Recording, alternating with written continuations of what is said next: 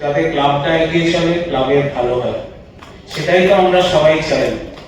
সেটা আমি জানি না যৌথভাবে একাভাবে, যে আমাদের কাছে একটাই অনুরোধ, আমি অনেকটাই ছোট, কিন্তু ছোট হিসেবে বড় দাদাদের মাঝে মধ্যে যদি উপদেশ দিতে যাই, সেটা ভালো। সমস্ত বয়োজ্যেষ্ঠদের প্রণাম এবং ছোটদের ভালোবাসা। মোহনবাগান ইলেকশন একটা বড় ব্যাপার হয়ে দাঁড়িয়েছে, কিন্তু কিছু জিনিস হচ্ছে যেটা আমার মনে হলো যে বলা দরকার। যে আজকে যেমন এখানে খেলোয়াড়রা আছে, গৌতমরা, সত্যদা, খেলার মাঠে আমরা সবাই যে আগ্রহ বা যে অ্যাগ্রেশনটা নিয়ে খেলোয়াড়রা নামে, সেটা হচ্ছে গোল করার জন্য। কিন্তু মাঠে কিন্তু ফাউল হয়, সেখানে রেফারি আছে, হলুদ কার্ড দেখায়, লাল কার্ড দেখায়, একটা নিয়ন্ত্রণ রাখে।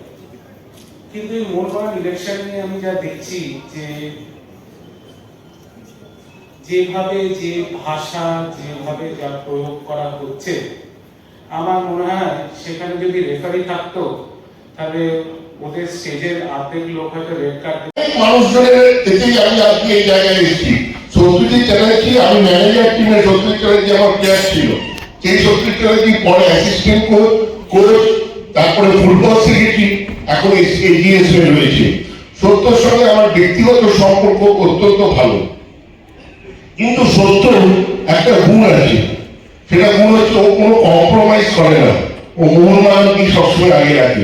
ও এত বড় প্লেয়ার, কিন্তু ওর মুখ দিয়ে আপনি, আমরা ইয়ার্কি মেলে বলি বিয়েথা করিসনি, রামকৃষ্ণ, সারদা, বিবেকানন্দ, কিন্তু এইটাই চরিত্র গঠন করেছে।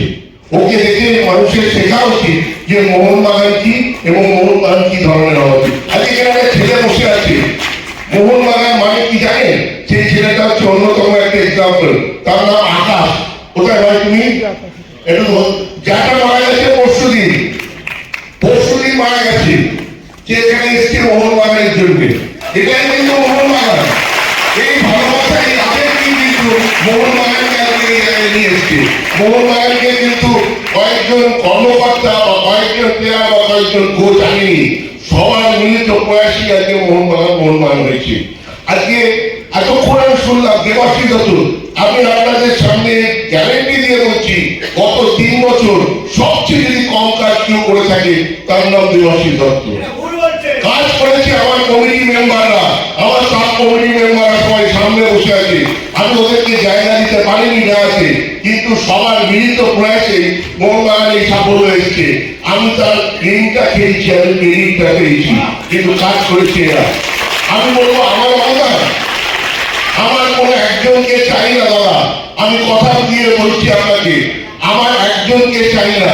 যে প্যানেল তৈরি হবে, সবাইকে যদি জেতাতে পারেন তবেই জেতাবেন, নাহলে আমাকে জেতাতে হবে না। আর আমাদের যদি যোগ্য না মনে করেন, আমাদের কাউকে ভোট দেওয়ার দরকার নেই। যাকে তাই যোগ্য মনে করবেন তাই করবে কাজ। আমি আপনাদের কাছে, মোহনবাগান সদস্যরা অত্যন্ত বুদ্ধিমান, অত্যন্ত বুদ্ধিমান।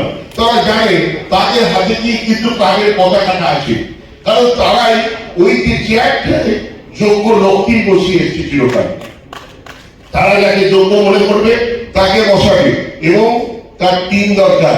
আজকে একা প্রফুল ব্যানার্জি বা একা গৌতম সরকার একটা ম্যাচ জেতাতে পারে না, তার টিমটা দরকার লাগে। সেই টিমটা কিন্তু আমাদের দরকার, তবেই কিন্তু আমরা কিন্তু কাজ করতে পারবো, সেটা সর্বোপরি সবার জন্য। তাই জন্য আপনাদেরকে আমি এখানে দেবাশী হাজরা এসছে আমার সঙ্গে, আমি তখন কাজে জয়েন করি, তখন খেলা আজও বলি সবাই বিখ্যাত, রাইট ব্যাক অত্যন্ত ভালো ছিল। আমি দুজনের কথা বলতে চাই। আমি আস্তে আস্তে ইয়ার্কিমের সত্যকে বললাম যে বুকের জন্য তোকে আমাকে কমিটিতে নিতে হয়। ও হাসলো, কারণ বোকে ওর ভাই। বোকে কোথায়? বোকে